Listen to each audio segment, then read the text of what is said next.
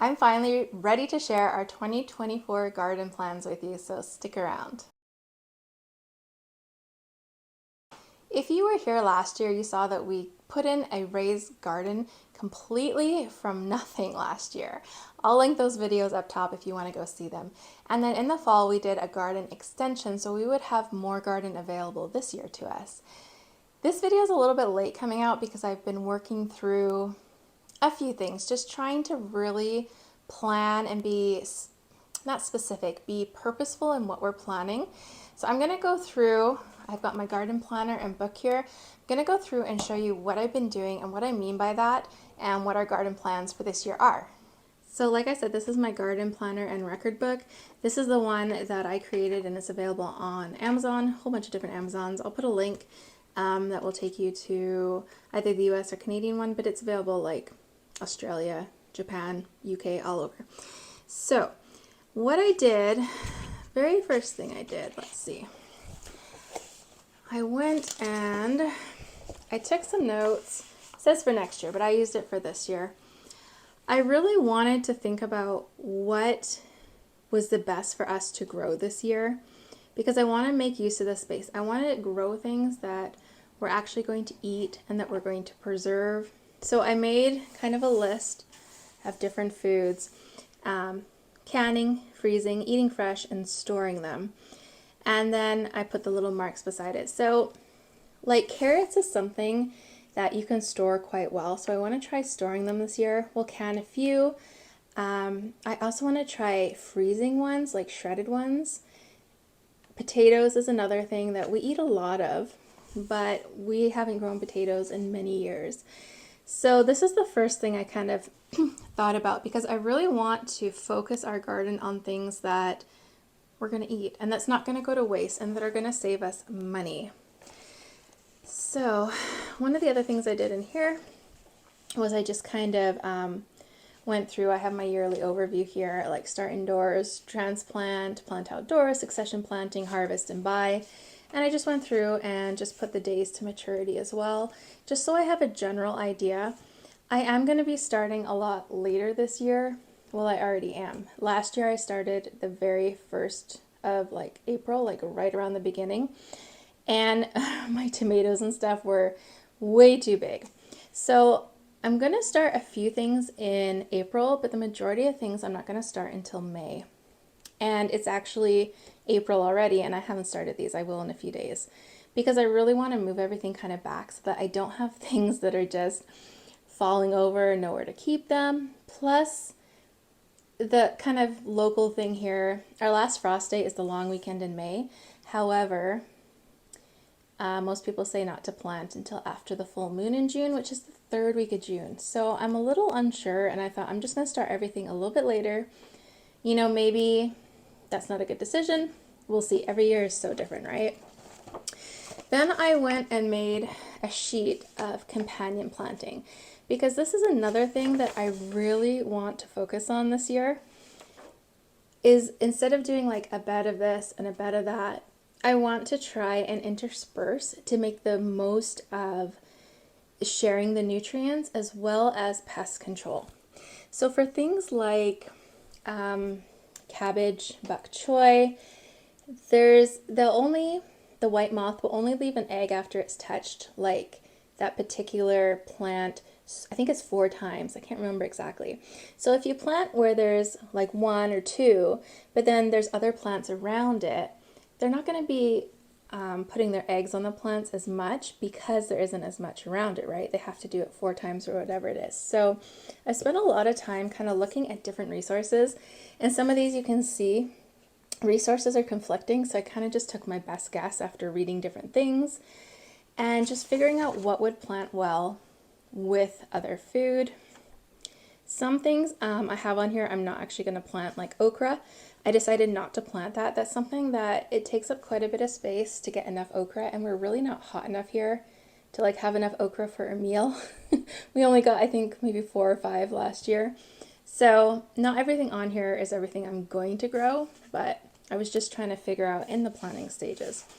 Which brings me to the actual garden plan. So we have kind of 3 spaces within our garden. So this one here, I need to move the camera so you can see better. This one is inside of our greenhouse. Now our greenhouse collapsed. We need to get a new one. We're hoping to, but it's not a guaranteed. It depends on pricing and stuff. But these 6 beds are all, we've moved them close together so that there would be more space around the outside for airflow in the greenhouse. So they're already together. We're not going to move them again. Even if we don't get another greenhouse, they're just going to stay. So I'm going to have tomatoes in these, as well as habanero, candlelight, and jalapeno candlelight, and then melon. So jalapeno is something that I got a whole bunch through Flash Food this year, and we cut them up and froze them, and I've been eating them all winter instead of having to buy fresh ones. So this was a big deal for us to have lots of frozen ones. Same with tomatoes. We always use tomatoes and everything. So the candlelights are really delicious to eat fresh. My family likes the habanero, and then just a few melons. So that's what I'm planning for inside the greenhouse.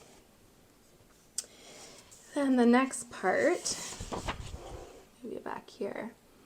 This is what I call our like our main portion, or our main garden. And what I have here is, this is the part that's we grew in last year.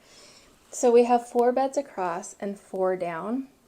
I'm planning to do cattle panels, or actually hog panels, I think, because they are very, very expensive in Canada, both cattle and hog, but hog's a little bit cheaper. So I'm planning to do those on the middle and these 4 here. Our beds are not square or rectangular, they're rounded. So what I did is I tried to plan so that underneath the arches there's some cooler weather or plants that like shade better. So I have bok choy here, bok choy, lettuce, kale, spinach, and spinach. And I'm hoping that that will help prolong the life of those because they're going to have shade on them. Then I have over here, we're going to try growing tomatoes outside the greenhouse. So tomato and basil. We really loved pesto last year, so I want to be able to do some more. Peppers, and hoping to start some asparagus for the future years. We won't get any this year.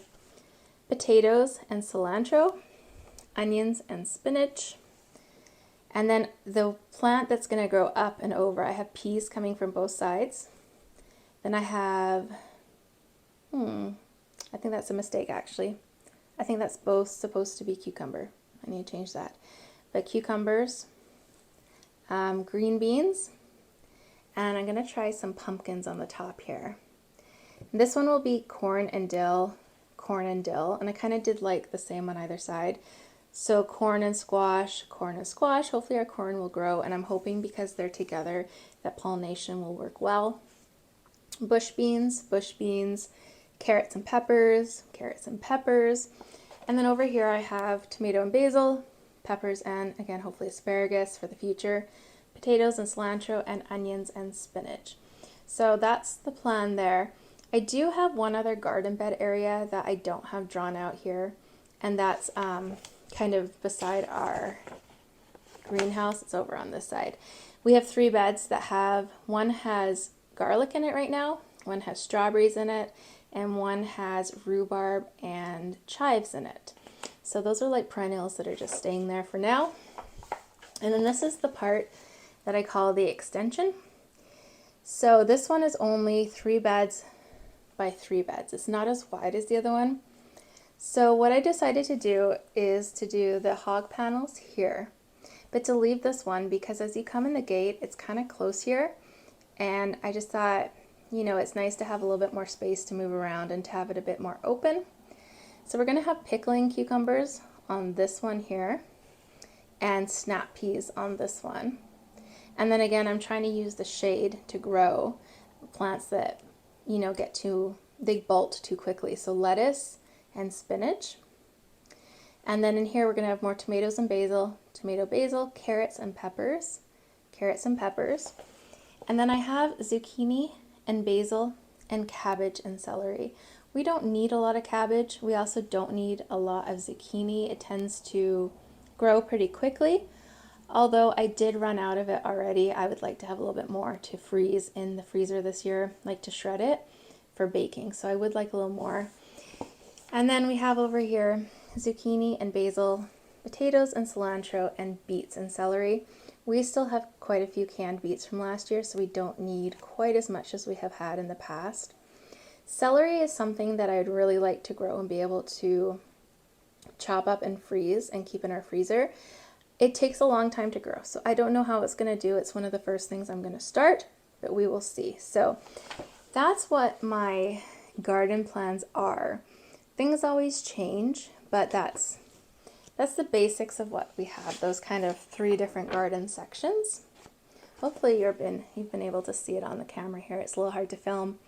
Hopefully that gives you some ideas for your garden as well. Let me know how growing is going for you, or if you're in a lower zone like me, have you started seeds yet, or what your plan is. Or for those who have done companion planting for years, do you see any issues? Because I'm still learning. I would love to know if I've done something wrong, something that's like, oh no, don't put those together. Let me know. But yeah, those are the plans. We'll see how it all turns out. Now, the thing I didn't mention was flowers. Yes, I'm going to be growing flowers. If you saw our garden last year, there are tons of flowers that I like to put in there.